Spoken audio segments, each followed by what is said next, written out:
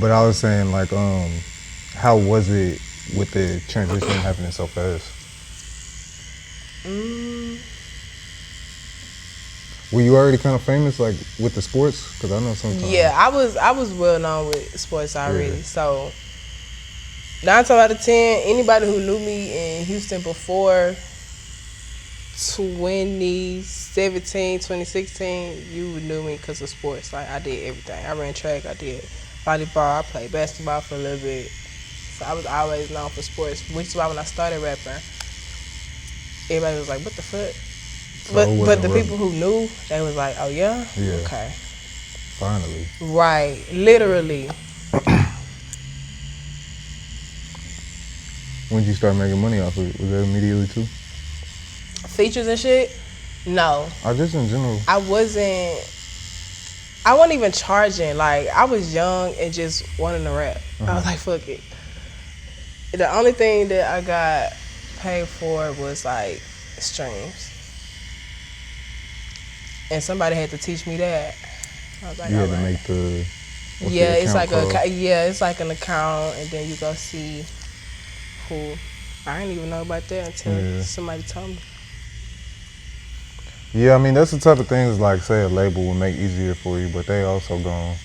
Like, I be wondering, some of these artists that sign, is the label running your YouTube page? Like, right. Is the label running, like, because me, I'm an entrepreneur, like, to the core, so like I gotta be independent with everything unless it just makes sense. Same.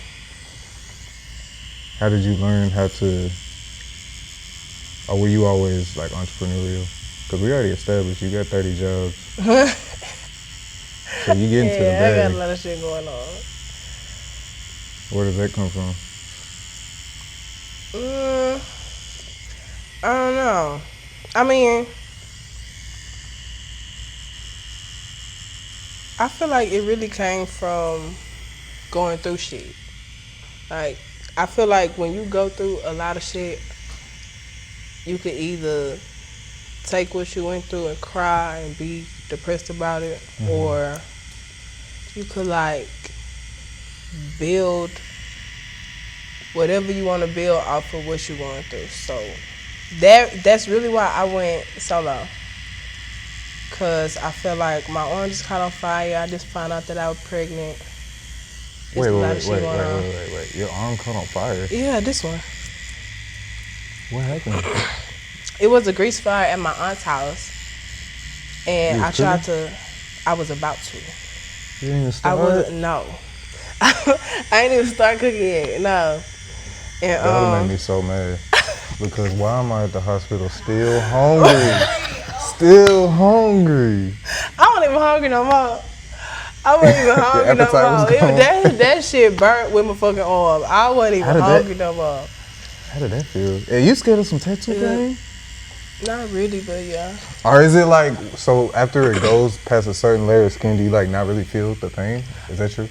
It happened so fast. Like, I tried to put the fire out. I grabbed the pan, and like the fire flames went up my arm. So like I saw my arm on fire for like 2 seconds, and then I dropped the pan. The fire went out. Shocked, like? Yeah, but I was at home by myself, so it was like I can't pass out or nothing because I'm in here by myself. Right, like I'm in here by myself.